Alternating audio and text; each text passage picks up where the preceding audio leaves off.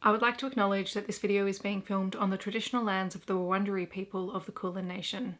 I pay my respects to their elders past and present, and extend that respect to any Aboriginal, Torres Strait Islander or First Nations people who may be watching this video today.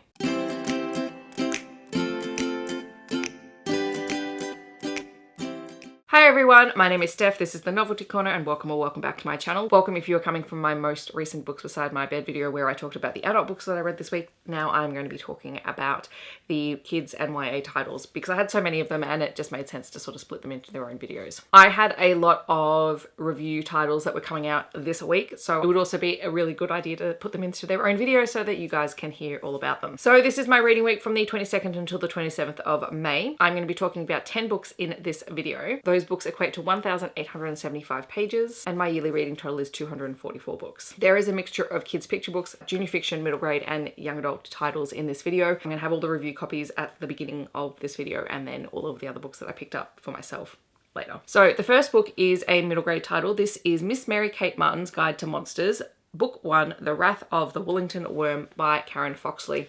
This is illustrated by Frida Chu. It is a very gorgeous little cover and I really enjoyed this one. It was one that I was asked to review and I said yes because why not? This book is about Mary Kate, who is a young girl who deals with some anxiety, and her mother is an archaeologist who is called out to a small English town to investigate some interesting bones on the construction site of a new mall that is being built by one of the wealthiest landowners in this countryside. The rest of the town is very much against this construction site and they've called in Mary Kate's mother to check these bones because they're trying to put a halt to construction. But when they get there, they realize that something is not quite right. The town is behaving very strangely and there are rumors of the Woolington Wyrm, and Mary Kate begins to investigate this with other members of the town, and it was a really fun adventure. I really enjoyed it. There was something really nice about seeing Mary Kate overcome some of her anxiety, but also how she copes with it, and all of the strategies that she uses are in the book, which I think is really great for kids to read about. Another book that I was asked to review was My Spare Heart by Jared Thomas, and I adored this book. This is a young adult title with an Indigenous author featuring an Indigenous main character. And this book is about Phoebe, who is in her I think she's about 17 in this book, and her parents have separated. Her mother is not Indigenous, her father is Aboriginal, and we find out very quickly that her mother has a drinking problem. And it is part of the reason why her parents separated. It is part of the reason why Phoebe is now mostly living with her father and his new partner. And she's had to change schools, so she's had a whole lot of change. Things have been uprooted in her life. She feels like she needs to defend her mother, but she is also constantly hurt by her mother. It's about how she deals with her new environment, how she copes with the resentment that she feels towards her father, but also her mother, and how all of those feelings impact on her life. And all the way through it, she's trying to play basketball because it's the thing she knows that she's good at. It's the thing that brings her solace, and yet everything else is impacting on her life. Obviously, this is about a character who is holding all of her feelings inside of her, and eventually something has to give. This book deals with racism and alcohol abuse and strained family dynamics and the impact that has. It also does talk about the help that people can get, and there are support groups mentioned in here and therapy, and the whole thing was just so wonderfully written and very hard hitting and well worth checking out. Another review copy I had was Get Me Out of Here by Pauline Deves and illustrated by Brent Wilson. This is a non-fiction picture book that features stories of convicts from Australia's past that escaped being in prison. So I'm actually going to read you the blurb for this book because I think it does better justice than I can explain it. It says, meet the convicts behind Australia's most rascally, dastardly prison escapes.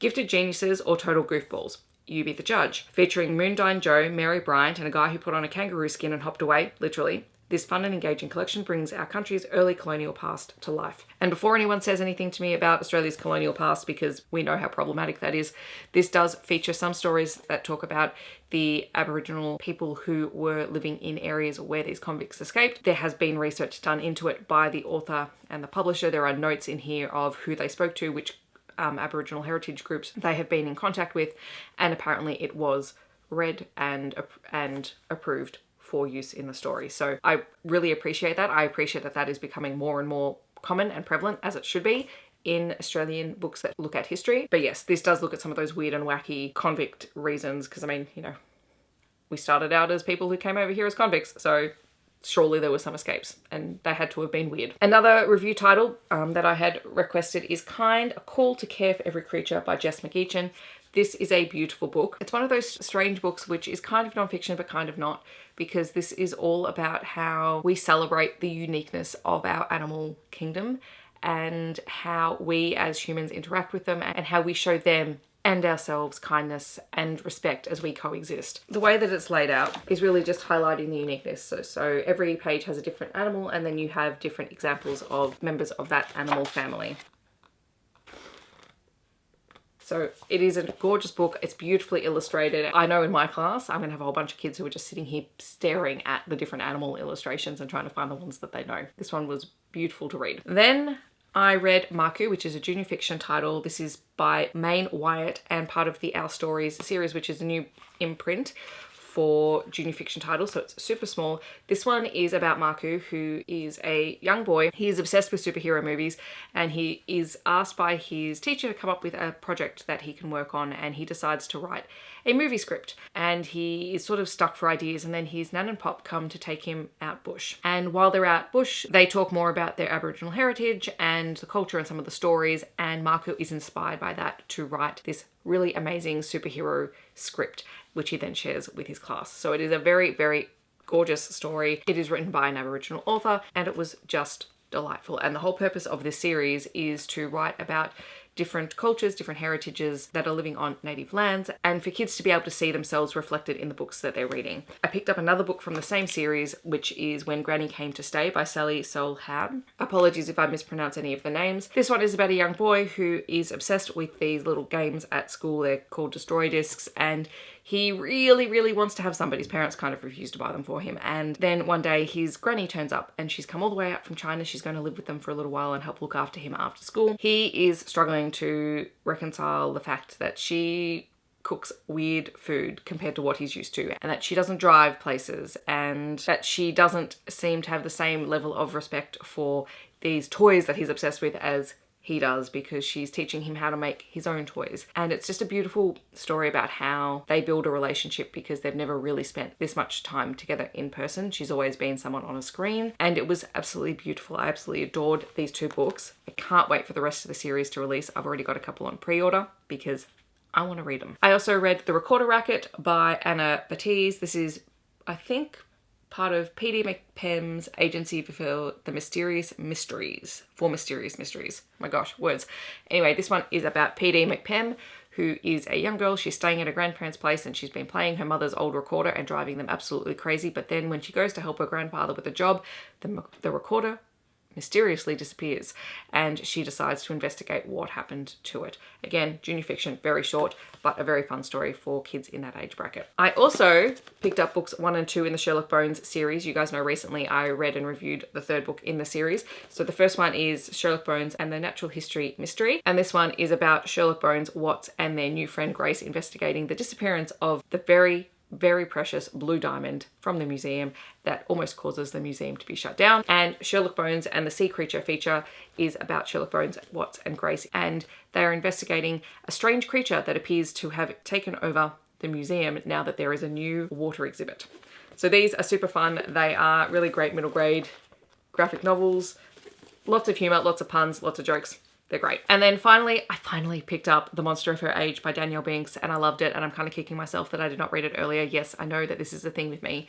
This is an Australian young adult title. It is about Ellie, who is the granddaughter of a very, very famous Australian film icon. And she once co-starred in a film with her grandmother, and it led to a huge rift in the family, and we slowly get the reveal of why that happened, because Ellie was only 11 years old when she starred in this film, and some very traumatic things happened to her on the set. When her grandmother has a stroke, Ellie is forced to return to Tasmania with her family. As they sit vigil by her bedside, they know that it's not long until she passes, and so all the family is coming together to spend her last days with her. And this forces all of Ellie's past trauma to come to the surface, and for her family to have to confront exactly what happened, and for Ellie to process what happened and to deal with her trauma, her resentment, and her fear related to that time. And along the way, she meets and is introduced to a feminist horror collective who watch films that are written and directed by women and have a feminist slant to them, which is not something that she thought she would ever be interested in. And she meets Raya, who is the head of that group,